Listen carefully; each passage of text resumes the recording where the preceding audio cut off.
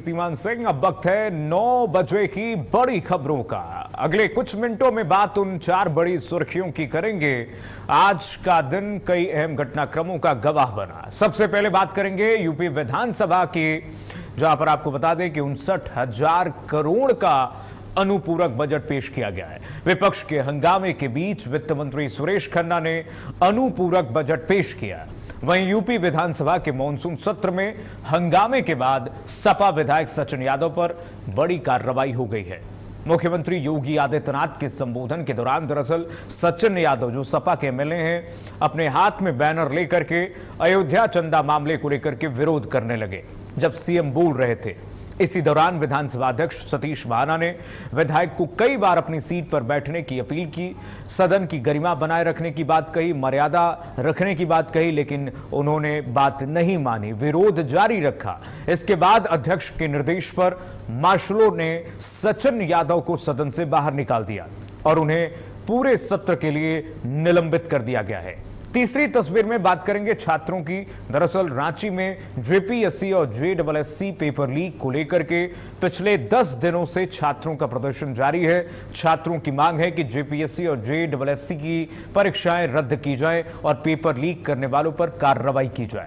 अपनी बात सरकार तक पहुंचाने के लिए छात्रों ने मशाल जुलूस समेत कई तरह के प्रदर्शन किए हैं, शांतिपूर्ण तरीके से प्रदर्शन किए हैं। लेकिन 10 दिन बीत जाने के बाद राज्य सरकार छात्रों से बातचीत के लिए अब जाकर के तैयार हुई है। अभी बस सरकार ने इसके लिए एक कमेटी बनाने का अब जाकर के निर्णय लिया है, नहीं तो अभी तक सोरेन चुप थे, हेमंत सोरेन चुप थे। और चौथी बड़ी खबर, आज की जो सबसे बड़ी खबर रही तमिलनाडु से। तमिलनाडु के सीएम विजय थलापति और उनकी दोस्त अभिनेत्री त्रिशा को लेकर के अश्लील टिप्पणी करने के मामले में उदयनिधि स्टालिन को गिरफ्तार कर लिया गया है। कावेरी जल विवाद को लेकर के सीएम विजय थलापति पर निशाना साधते एमके स्टालिन के बेटे उदयनिधि स्टालिन ने अभिनेत्री त्रिशा को लेकर के विवादित टिप्पणी की थी। ये वही उदयनिधि स्टालिन है जिन्होंने सनातन को डेंगू मलेरिया कहा था। रैली के दौरान उस समय विवाद खड़ा हो गया जब भीड़ में मौजूद एक व्यक्ति ने त्रिशा के नारे लगा दिए। उदयनिधि ने इस पर अपना भाषण रोक करके मुस्कुराते हुए कथित तौर पर डबल मीनिंग अश्लील टिप्पणी कर डाली त्रिशा को लेकर के, जिसके बाद उनका राजनीतिक विरोध शुरू हो गया और उसके बाद ये बड़ी कार्रवाई हुई है। तो 4 बड़ी खबर जिस पर हमारी नजर आज की सुर्खियों पर रही है और लगातार हम आपको बता रहे हैं कि देखिए 4 बड़ी खबरों ने आज देश की सियासत को एक अलग ही दिशा दी है। ये रात की 9 बजे की बड़ी खबर है और जिसमें 4 बड़ी खबरों के अलग अलग मायने आपने समझा। ये खबरें जो आज दिन भर सुर्खियों में रही। संसद के मॉनसून सत्र के बीच अब बात करेंगे, एनडीए ने अपनी रणनीति को लेकर के मंथन किया है। संसद पुस्तकालय भवन में एनडीए संसदीय दल की मंगल मिलन बैठक हुई है और इस बैठक में मॉनसून सत्र के बचे हुए 10 दिनों के लिए सदन की रणनीतियों पर चर्चा की गई है। बैठक में एनडीए के सभी सहयोगी दलों के सांसद शामिल हुए। इस दौरान सदन के कामकाज को सुचारू रूप से चलाने, सरकार के एजेंडे को आगे बढ़ाने और सहयोगी दलों के बीच बेहतर तालमेल बनाने पर जोर दिया गया। मंगल मिलन बैठक एनडीए संसदीय दल के साप्ताहिक रणनीति सत्र का नया रूप है। इसका मकसद गठबंधन के नेताओं के बीच संवाद बढ़ाना और संसद में एकजुट रणनीति के साथ आगे बढ़ना है। तो सहयोगी दलों से कैसे तालमेल बना करके एनडीए को इंटैक्ट रख करके इस वक्त एनडीए ब्लॉक चले, बीजेपी चले, इसको लेकर के प्रधानमंत्री नरेंद्र मोदी की अध्यक्षता में आज ये बड़ी बैठक हुई है। पीएम मोदी की अध्यक्षता में ये जो बड़ी बैठक, इसमें कई मुद्दों पर चर्चा हुई है, जिसमें गृह मंत्री अमित शाह भी मौजूद थे, रक्षा मंत्री राजनाथ सिंह की उपस्थिति रही, जेपी नड्डा की मौजूदगी रही और बीजेपी के अध्यक्ष भी मौजूद रहे और तमाम जो बड़े नेता हैं बीजेपी के, उनकी मौजूदगी में प्रधानमंत्री नरेंद्र मोदी ने एनडीए के नेताओं के साथ मंगल मिलन बैठक की और उन्हें रणनीतियों पर विचार विमर्श करने के लिए भी कहा, साथ ही साथ मूल मंत्र भी दिया। अब बात करेंगे विदेशों में बैठ करके कानून से बचने वाले अपराधियों की।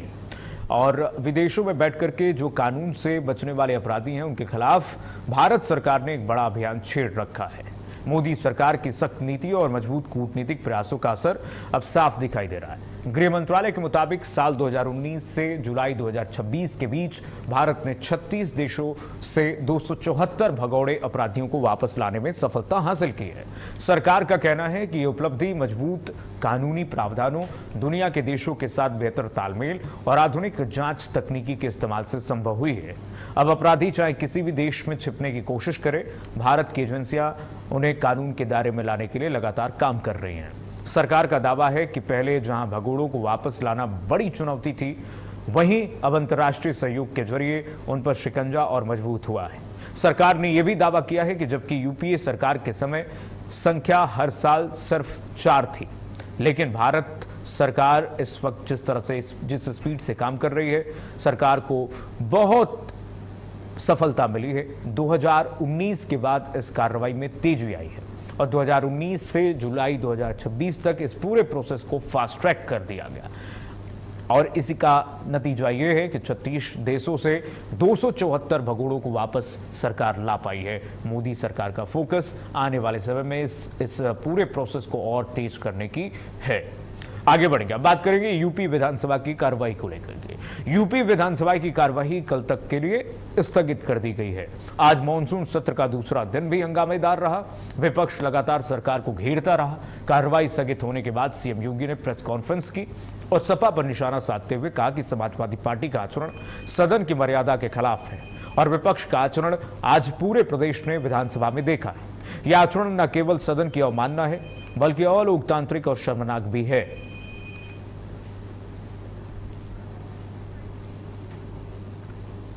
अयोध्या से राम जन्मभूमि से संबंधित मामले में जानते हुए कि माननीय उच्चतम न्यायालय में यह मामला लंबित है, उस पूरे प्रकरण की गंभीरता को समझते हुए भी इन्होंने न केवल आज सदन की अवमानना की है, सदन का अपमान किया है, साथ ही माननीय उच्चतम न्यायालय में लंबित और माननीय उच्चतम न्यायालय की निगरानी में चल रही उस पूरी प्रक्रिया को भी अपमानित करने का शर्मनाक प्रयास समाजवादी पार्टी के द्वारा किया गया। माननीय अध्यक्ष विधानसभा ने बार बार कहा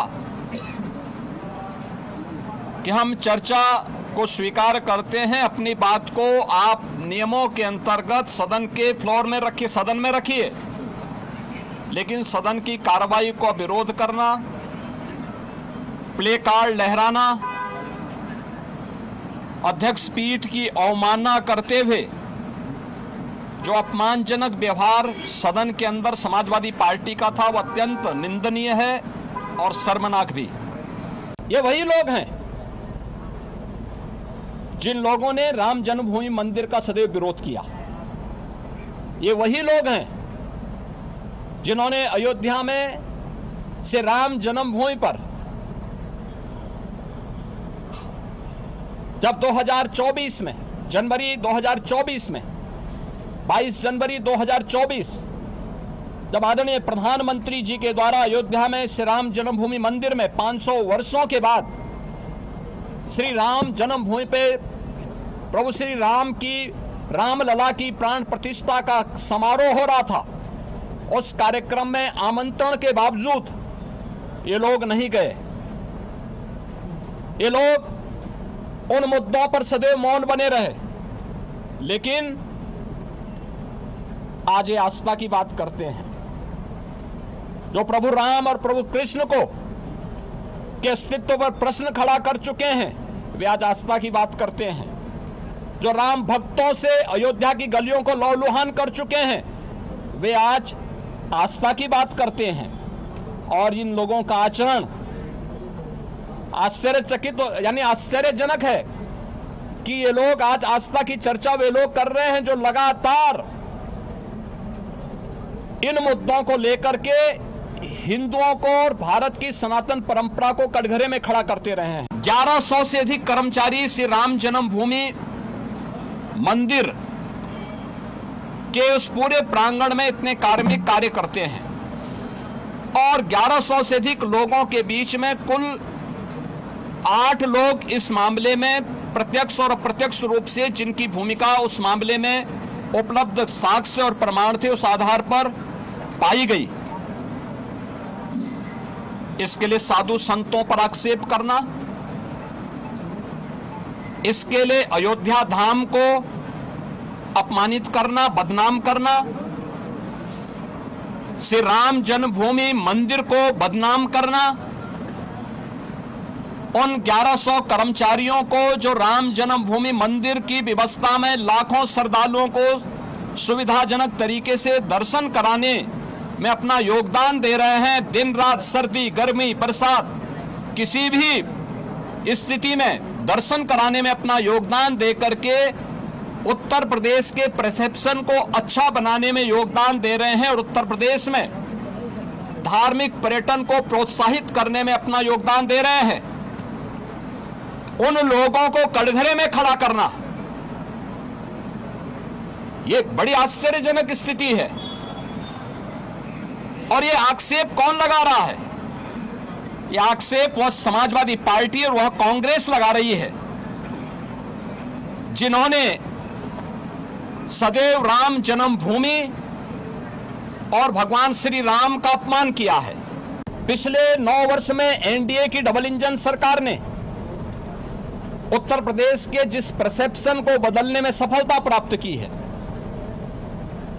आज उसका परिणाम है कि उत्तर प्रदेश अब बीमारू राज्य नहीं, उत्तर प्रदेश के नौजवान के सामने पहचान का संकट नहीं, उत्तर प्रदेश का नौजवान अब पलायन नहीं कर रहा है, उत्तर प्रदेश का किसान अब आत्महत्या करने के लिए मजबूर नहीं हो रहा है, उत्तर प्रदेश के गरीबों को शासन की सुविधा का लाभ मिल पा रहा है और उत्तर प्रदेश का परसेप्शन देश के अंदर सबसे तेज गति के साथ आगे बढ़ने वाली और प्रदेश देश की टॉप 3 इकोनॉमी के रूप में उत्तर प्रदेश ने अपने आप को स्थापित किया है।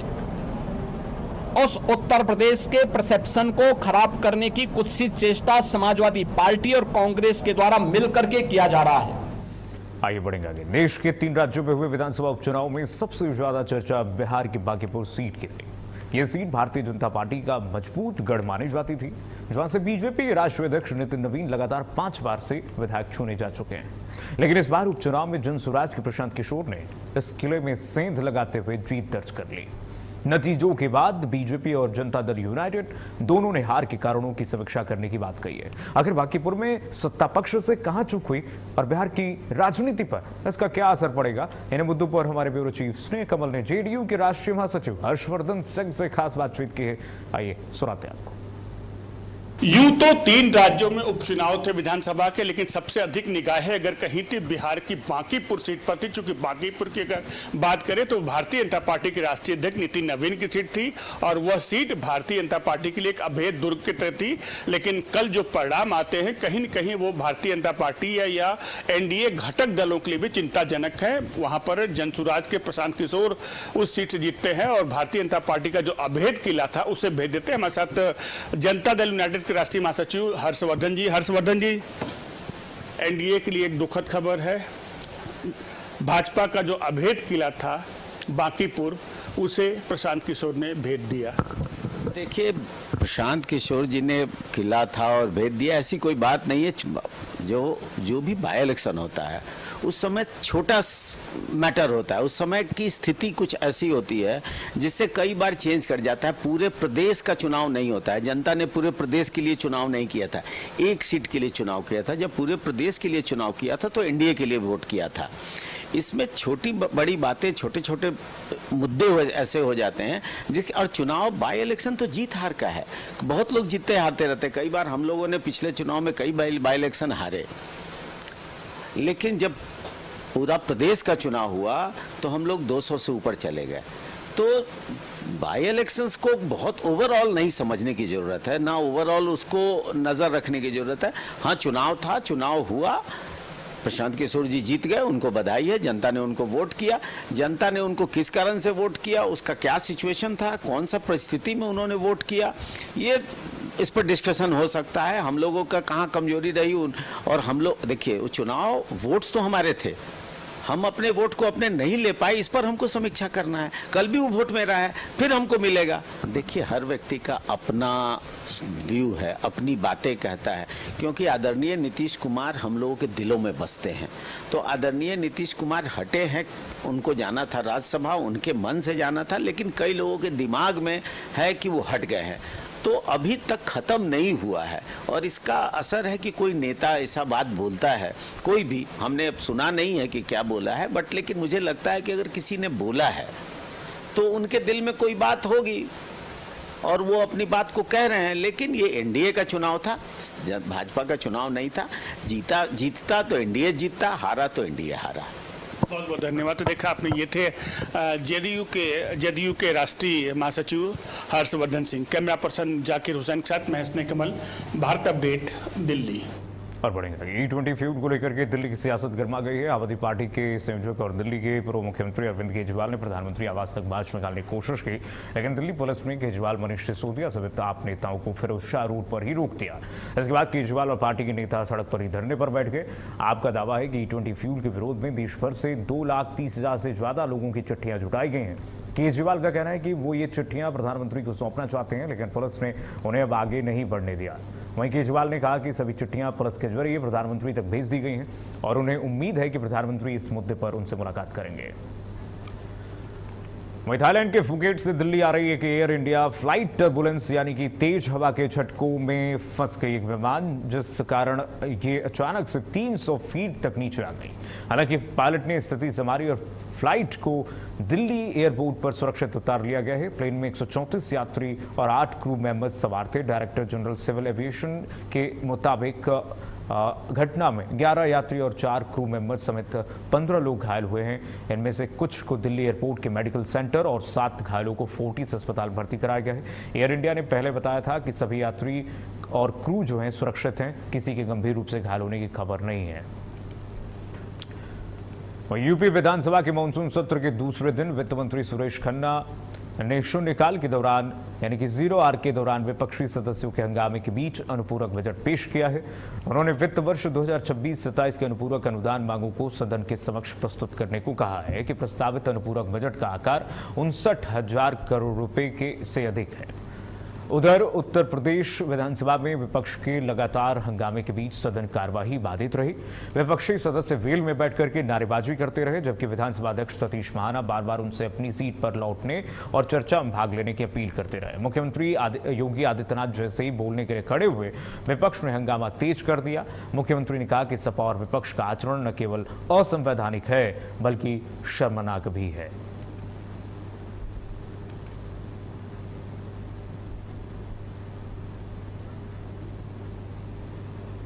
दो माननीय वित्त मंत्री। माननीय अध्यक्ष जी, मैं आपकी अनुमति से वित्तीय वर्ष 2026-27 के अनुपूरक अनुदानों की मांगों को सदन के समक्ष प्रस्तुत करता हूं। मान्यवर, वित्तीय वर्ष 2026-27 में प्रस्तावित अनुपूरक बजट का आकार 59,019.54 करोड़ रुपए है, जिसमें राजस्व लेखे का व्यय 17,399.50 करोड़ रुपए तथा पूंजी लेखे का व्यय 41,620.04 करोड़ रुपए है। मान्यवर, ये वित्तीय वर्ष 2026-27 में प्रस्तावित अनुपूरक मांग में नई मांग की कुल धनराशि 7,854.25 करोड़ रुपए के प्रस्ताव सम्मिलित हैं।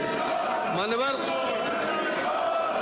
प्रस्तावित अनुपूरक में मुख्यतः भारी एवं मध्यम उद्योग के लिए 22,107.88 करोड़ रुपए, ग्राम विकास के लिए 17,942.73 करोड़ रुपए, ऊर्जा के लिए 7,422.27 करोड़ रुपए, चिकित्सा, स्वास्थ्य एवं परिवार कल्याण के लिए 2,025 करोड़ रुपए, समाज कल्याण के लिए 1,655 करोड़ रुपए, महिला कल्याण विभाग के लिए आइए बढ़ेंगे आगे। उत्तर प्रदेश में मदरसा शिक्षा व्यवस्था में बड़ा बदलाव होने जा रहा है। योगी सरकार जल्द ही ऐसा फैसला लेने की तैयारी में है जिसका असर प्रदेश के हजारों मदरसा और लाखों छात्रों पर पड़ सकता है। कामिल और फाजुल जैसी डिग्रियों की वैधता खत्म करने का प्रस्ताव कैबिनेट के सामने रखा जाएगा। ये कदम सुप्रीम कोर्ट की उस टिप्पणी के बाद उठाया जा रहा है जिसमें कहा गया था कि मदरसा बोर्ड द्वारा उच्च स्तर की डिग्री देना कानून के अनुरूप नहीं है, यानी कि मदरसों में पढ़ाई का स्तर अब 12वीं तक सीमित कर दी गई है। सरकार का तर्क है कि यह फैसला सुप्रीम कोर्ट के आदेश के अनुसार लिया जा रहा है। सुप्रीम कोर्ट ने नवंबर 2024 में अपने फैसले में कहा था कि मदरसे अपनी मान्यता के दायरे में धार्मिक और स्कूली शिक्षा दे सकते हैं, लेकिन उच्च शिक्षा की डिग्री देने के लिए विश्वविद्यालय अनुदान आयोग यानी कि यूजीसी के नियमों का पालन जरूरी है। दरअसल मामला कामिल और फाजिल जैसी डिग्रियों की मान्यता से जुड़ा है। सरकार का कहना है कि बिना जरूरी अनुमति और नियमों के इन डिग्रियों का संचालन किया जा रहा था। कामिल और फाजिल जैसी डिग्रियों को खत्म करने का उद्देश्य छात्रों के रास्ते बंद करना नहीं, बल्कि उन्हें ऐसी शिक्षा व्यवस्था से जोड़ना है जहां उनकी डिग्री को देश भर में मान्यता मिले और रोजगार के ज्यादा अवसर उपलब्ध हो सकें। बढ़ेंगे आगे। झारखंड की राजधानी रांची में जेपीएससी और जेईई पेपर लीक को लेकर के पिछले 10 दिनों से छात्रों का प्रदर्शन जारी है। रांची के जयपाल सिंह स्टेडियम में छात्र दिल्ली के जंतर मंतर की तर्ज पर आंदोलन कर रहे हैं। छात्रों की मांग है कि जेपीएससी और जेईई की परीक्षाएं रद्द की जाएं और पेपर लीक करने वालों पर कार्रवाई बरती जाए। अपनी बात सरकार तक पहुंचाने के लिए छात्रों ने मशाल जुलूस समेत कई तरह के प्रदर्शन किए हैं, शांति प्रदर्शन किए हैं। 10 दिन बीत जाने के बाद राज्य सरकार छात्रों से बातचीत के लिए अब तैयार हुई है। सरकार ने इसके लिए एक कमेटी बनाने का निर्णय लिया। हालांकि हेमंत सरकार का कोई भी प्रतिनिधि अब तक छात्रों से बातचीत करने नहीं पहुंचा है। मंच ने 6 अगस्त को विधानसभा मार्च का आह्वान किया है। आंदोलनकारियों का दावा है कि बिहार, पश्चिम बंगाल, दिल्ली और गुजरात समेत कई राज्यों से छात्रों और सामाजिक संगठनों का समर्थन मिल रहा है। दिल्ली में हुए छात्र आंदोलन की तर्ज पर यहां भी आंदोलन हो रहा है, लेकिन यह आंदोलन कुछ मायनों में अलग है। पिछले 10 दिनों में न तो छात्र उग्र हुए और न बयानबाजी हुई है और न ही लाठीचार्ज और न ही अश्लीलता की नौबत आई है। इसकी सबसे बड़ी वजह यह है कि छात्रों ने अपने आंदोलन में राजनीतिक दलों की सीधी एंट्री पर रोक लगा रखी है। इतना ही नहीं, छात्रों ने अपने लिए एक कोड ऑफ कंडक्ट भी तय किया है। इस कोड ऑफ कंडक्ट के तहत छात्र 4 बातों का विशेष ध्यान रख रहे हैं। मंच से राजनीतिक, धार्मिक या जातिगत बयानबाजी नहीं होगी। वक्ता केवल आंदोलन के मूल मुद्दों पर ही बोलेंगे और कोई भी नेता मंच का इस्तेमाल नहीं करेगा, यानी कि ये आंदोलन शुद्ध रूप से छात्रों का आंदोलन है, जो कि सीजेपी के आंदोलन से बिल्कुल अलग है। आगे बढ़ेंगे, अब बात करेंगे बिजनौर की। बिजनौर में गंगा नदी के तेज कटान ने ग्रामीणों की मुश्किलें बढ़ा दी हैं। चांदपुर थाना क्षेत्र में हस्तिनापुर मेरठ मार्ग की अप्रोच सड़क कटान की वजह से क्षतिग्रस्त हो गई। सड़क टूटने से आधा दर्जन से ज्यादा गांवों का संपर्क प्रभावित हो गया है। ग्रामीणों का आरोप है कि जान जोखिम में डाल करके उन्हें टूटे हुए रास्तों से गुजरना पड़ रहा है। फिलहाल लोगों ने प्रशासन से जल्द सड़क मरम्मत और राहत कार्य शुरू कराने की मांग की है।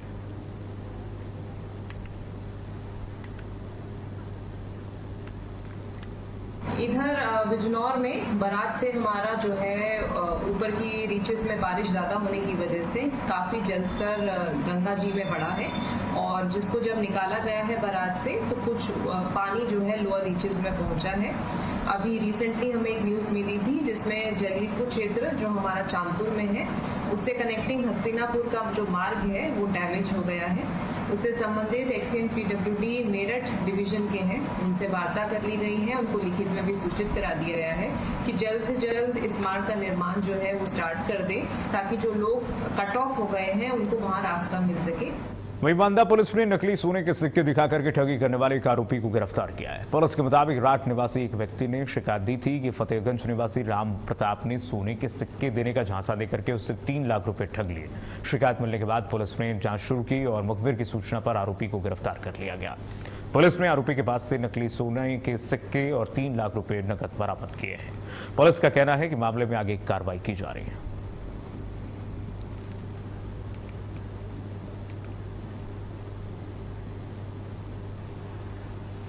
यूपी के फर्रुखाबाद के कादरी गेट थाना क्षेत्र में हिस्ट्री शीटर सोनू उर्फ बिलैया की संदिग्ध परिस्थितियों में मौत हो गई।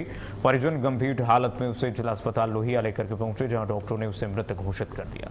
परिजनों ने आरोप लगाया है कि सोनू पर धारदार हथियार से हमला कर उसे घायल कर दिया गया। फिलहाल पुलिस पूरे मामले की जांच में जुटी हुई है। और चलिए इसी के साथ फिलहाल के लिए बस इतना ही। खबरें लगातार जारी हैं, देखते रहिए भारत अपडेट।